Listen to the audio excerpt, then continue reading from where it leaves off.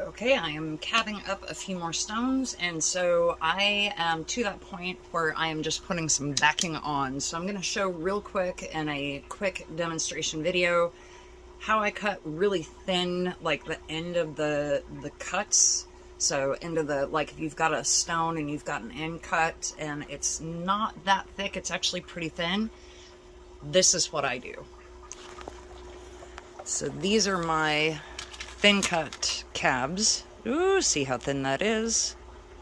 See how thin that is. So these are like the edge of the stone, and like look at that. I don't want to lose these. There's one that's just like stellar, number 8. This is Sleeping Beauty. So that's a very nice thin cab. What is this? Oh yeah, that is, I can't remember what that one is, but this one, yeah, talk about absolutely beautiful with this red matrix. So these are my cabs, and this is what I do. I take, before I put the JB Weld on my cabs. So first of all, and before you get to this point where you've got to add some JB Weld to the back of these because, you know, they're really thin. The reason why you would want to add JB Weld is so that you can at least, for one, make it better for the jeweler. So you don't want to send a jeweler a cab that is this thin, and even this is stabilized. You can tell, see the little like crystals in the back, and see how it seems coated?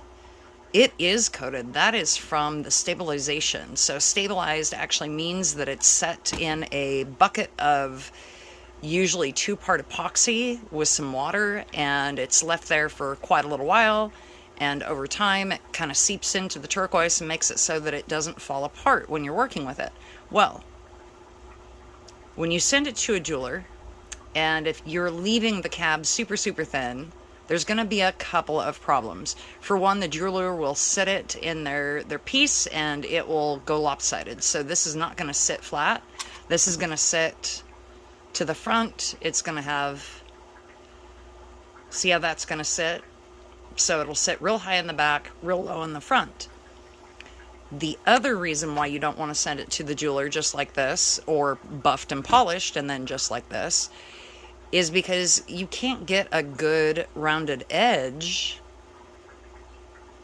without putting your JB Weld down here to the bottom. You can actually get a better rounded edge for the jeweler to get their bezel wire around. So that's another reason. And then the third reason is just that it helps actually, even though it is treated, it helps with its brittleness, because this is really thin. I bet you anything, if I put enough weight on this, it would snap right in half. So we don't want that. We don't want the piece to break. We don't want it to be hard for the jeweler to work on it. So what I do is I take some painter's tape, and this is cheapo Dollar Tree, which a Dollar Tree up the store from my house actually closed, which is weird because like it's the Dollar Tree, right? I never knew the Dollar Tree could have bad business or do bad business, right? Or close. So anyway, I thought that was interesting. And it's not that they do bad business. It's that they aren't doing enough business. And that's why they would close. So that was interesting. So I'm going to put tape all the way around this. And I've seen all the way around all of these stones. I've seen a handful of ways as to how to do the JB Weld on the back of these stones. And some of it was putting it in a tray, you know, putting the pieces in a tray, and then using tin foil and putting JB Weld on the tin foil and then slapping the stones down on that. Sure, that's a lot of JB Weld. So I've never been a huge fan of doing it that way. Another way is to do what I'm doing, where you just tape around the stone, and then you just scoop the JB Weld in, let it sit, and then pull the tape off.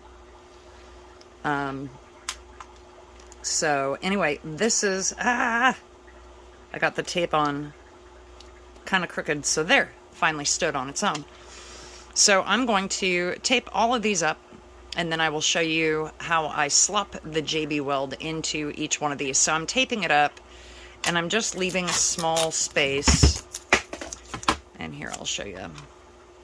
So when I tape it, I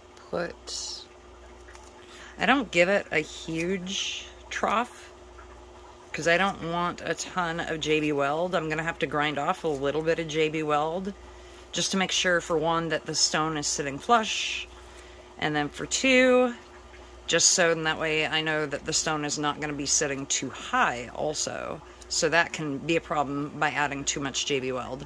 So see that little trough? It's not that big. So I'll finish these up, and then we'll come back and put JB Weld inside. Okay, I do about a half and half mix of JB Weld, and this is an older bottle, so this is gonna be a little tough. This is the quick set stuff, so I don't know if that tells more about me in regards to like how impatient I am, but this is quick set. So I'm gonna do half and half, half black, half gray, and mix this stuff up.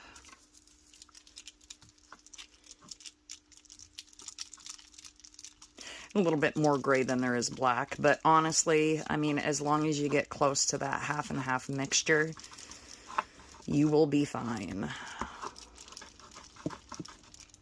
Only once did I ever have kind of an issue. It was a lot more black than there was gray, and it was a cheaper JB Weld. It was the stuff you get at Harbor Freight, and that just didn't ever set up right.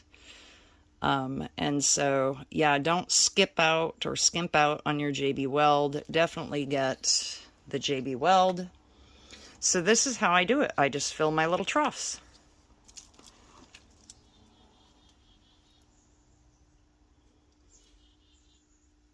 And I fill them as quickly as I can because, again, this is a quick setting JB Weld. And they don't have to look perfect or pretty on the back because you're going to be grinding some of that off anyway to make sure that you have a flush fit,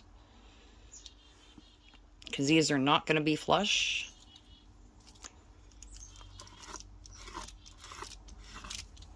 I'm going to have to mix some up again because this one, there's not quite enough in this one.